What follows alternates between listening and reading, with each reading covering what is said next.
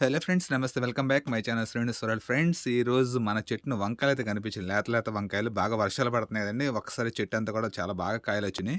So, మనకు ఆ వంకాయలు చూడంగానే ఏమనిపించిందంటే, సరే ఫ్రెష్‌గా వంకాయ ఇగురు వండుకుందాం అనుకున్నాం. సరే చూసిన తర్వాత వంకాయ ఇగురు కంటే వంకాయ పులుసు ఇంకా బాగుండదు కదా అనిపించింది.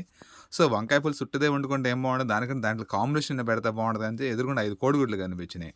సో, కోడిగుడ్లు ఉన్నాయి కదా! దీన్ని ఎందుకు కలుపుకోకూడదని చెప్పేసి సరే మొత్తం కలిపి ఫ్రై చేద్దామన్నా. సరే ఫ్రై ఎందుకు ఇంకా బయట వర్షం పడుతుంది కదా! వేడి వేడిగా పులుసయితే ఇంకా బావుంటది కదా! అని చెప్పేసి ఇలాగైతే పులుసు రెడీ చేసేస్తున్నాను. చూసారా వంకాయలని చూసారా? ఈ వంకాయలన్నీ కూడా నేను ముక్కలు కట్ చేయకుండా ఓన్లీ చీల్చేస్తారండి. లేత కాయలండి. మన చెట్టున బాగా కాస్తున్నాయి. ఒక చెట్టు పెడితే దాన్ని విపరీతంగా కాయలొస్తున్నాయి. కేజీలు కేజీలు దిగుతున్నాయి.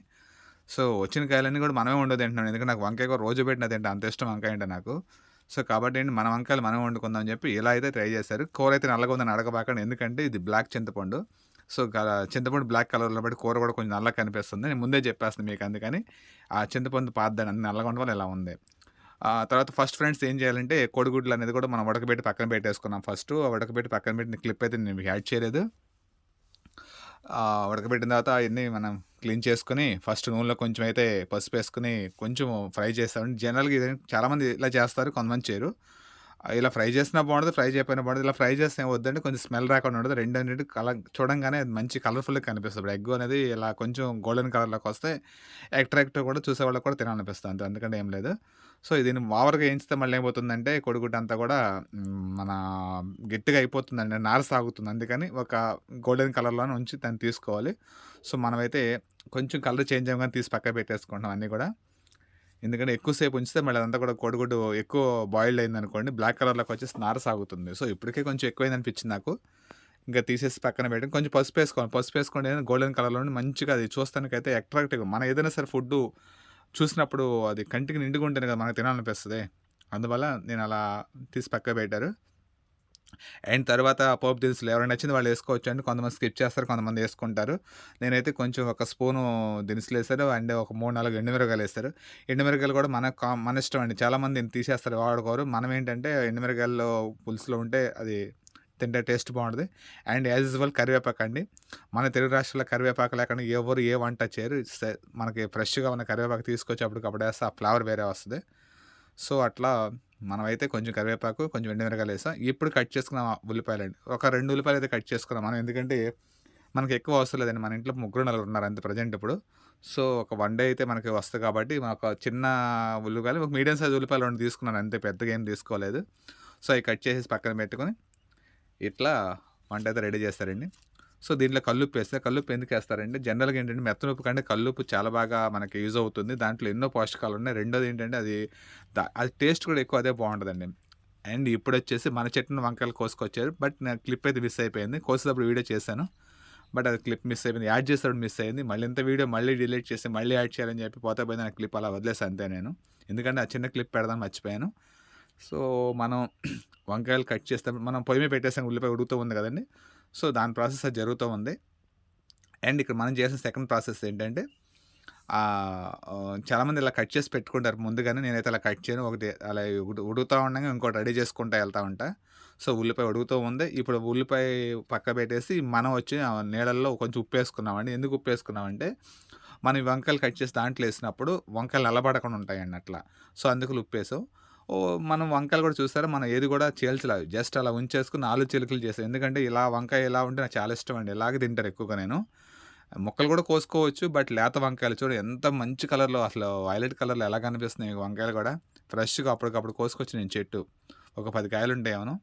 సో, ఉల్లిపాయ వేగిపోయింది. ఉల్లిపాయ వేగిపోయిన తర్వాత దీన్ని వంకాయ కూడా దాంట్లో ఏస్తే ఉల్లిపాయ ఎంత కిందకేసానంటే వంకాయ చాలా ఫాస్ట్ ఉడుకుద్దండి. ఎంత ఫాస్ట్‌గా అంటే 5 నిమిషాల్లో అది మనకు మగ్గిపోతుంది.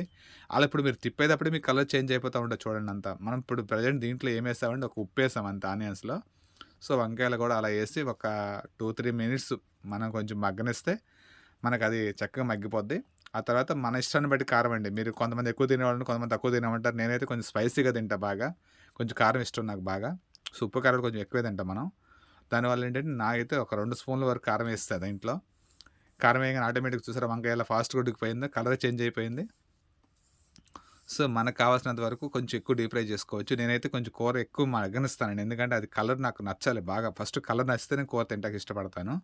సో, ఇప్పుడు ఆల్మోస్ట్ ఇప్పటికే మీకు అది గోల్డెన్ కలర్‌లో కనిపిస్తుంది. అండ్ ఇప్పుడైతే చింతపండు నీళ్ళండి. చూసారా ఎలా బ్లాక్ కలర్‌లో ఉన్నాయో? ఏమనుకోవద్దండి. ఎందుకంటే చింతపండు బ్లాక్ అయింది. పాత చింతపండు అవ్వడం వల్ల. ఇది హైబ్రిడ్ కాదండి. నాటు చింతపండు. సో, టేస్ట్ బావుంది. బట్ అది గూడా ఆ నీళ్ళు గూడా కొంచెం బ్లాక్ కలర్‌లో ఉన్నాయి. సో, ఏమనుకోవద్దు. ఎందుకంటే అది కలర్ ఎలా ఉన్నా సరే మనం తింటే టేస్ట్ కొందలే మనం చూసుకుంటాం. సో, వాటర్ అయితే ఎక్కువ పోసుకోవాలండి. ఎందుకంటే మనకు ఆల్మోస్ట్ కూర ఉడికిపోయింది. జస్ట్ కొంచెం దగ్గరకొత్తే చాలు కాబట్టి మనకు కావాల్సినంత వాటర్ తీసుకున్నాం. ఆ తర్వాత మనం ఏంచి పెట్టుకున్న కోడిగుడ్లన్నీ గూడా దీంట్లో ఏసేసి ఒక 2, 3 నిమిషాలు ఉంచితే సరిపోతుందండి. దీంట్లో చాలామంది మసాలా ఏస్తారు. నేనైతే మసాలా ఎయను, అల్లం ఎయను, అలాంటివి ఏది వేయను. ఎందుకంటే అల్లం పేస్ట్‌లో ఏసుకుంటారు గానీ, నేచురల్‌గా వండుకొని తింటేనే అది బావుంటదని నాకు అనిపిస్తది. అందుకే ఇప్పుడు గూడా నేను ఇట్లాంటివి ఏది ఎయను. నేచురల్ ఉప్పు, కారం తప్పించి మనం దీంట్లో ఎయలే చింతపండు పులుసు అంతే. సో, ఒక 5 మినిట్స్ మూత పెట్టి ఉంచేస్తే మనకి 5 మినిట్స్ కాదు 2, 3 మినిట్స్‌లో మనకంతా కూడా దగ్గరికొచ్చేస్తుంది ఇదంతా కూడా. ఆల్మోస్ట్ మీకది కుక్ అయిపోయింది ఇప్పుడు కూర. ఎందుకంటే మనకు ఆయిల్ తేలుతున్నప్పుడే మనకు తెలుస్తా ఉంటది. సో, దీంట్లో టమాటా ఏసుకోవచ్చు, వంకాయ ఏసుకోవచ్చు, ఇంకా రకరకాలుగా ఏదైనా ఏసుకొని వండుకోవచ్చు. చూసారా వంకాయ ఎక్కడ చితకలేదు. కాయ అలాగే ఉంది. బట్ మనం ఎక్కువ తిప్పలేదు కాబట్టి మగ్గిపోయి అలాగే ఉంది. హ్మ్. నాకైతే ఇలా ఇష్టమండి. ఎందుకంటే కొంచెం బయట వాన వస్తుంది కాబట్టి పులుసు కూరలైతే అది తినడానికి టేస్టీగా ఉంటది. మనకు కొంచెం అన్నంలో అది టెంప్టింగ్‌గా ఉంటదని చెప్పేసి నేను మాక్సిమం పులుసు కూరలకి ఇష్టపడతాను. నాకు పులుసు కూరలంటే ఎక్కువ ఇష్టం ఇగురు కూరల కంటే. సో, ఆల్మోస్ట్ కూర ఉడికిపోయింది. ఇంకొక 1 ఆర్ 2 మినిట్స్ ఉంచితే ఏమవుతుందంటే ఇంకొంచెం దగ్గరకొస్తుంది. మీరు చూసారా ఎక్కడ వంకాయలు పాడవలేదు. కోడిగుడ్లు అలా మీకు అట్రాక్టివ్ చూస్తానికి అట్రాక్ట్‌గా గోల్డెన్ కలర్‌లో కనిపిస్తున్నాయి. ఇట్లా కొంచెం దగ్గరికొచ్చేదాకా అలా కొంచెం దాన్ని మనం తిప్పుకుంటా ఉంటే అడుగంటుకోకుండా మనకి ఇంకొంచెం వాటర్ ఏమైనా ఉన్నా మీకు అబ్జర్వ్ అయిపోతుందండి అంతే. పులుసు కూర కావాలనుకున్నోళ్ళు, పులుసు ఎక్కువ కావాలనుకున్నోళ్ళు కొంచెం వాటర్ ఎక్కువ పోసుకొని ఇలా పులుసు కూడా దింపేసుకోవచ్చు. నాకు అట్లా ఇష్టం ఉండదండి. ఓన్లీ అలా దగ్గరకొచ్చేస్తే చాలు. ఇప్పుడు మీకు కూర ఉడికిందని తెలుస్తున్న నిదర్శనం ఏంటంటే నూనె పైకి తేలుతుంది చూడండి. బుడగలు బుడగలు వస్తున్నాయండి. ఆ బుడగలు వచ్చినాయంటే మనకి కూర కుక్ అయిపోయినట్టు అర్థం అంతే.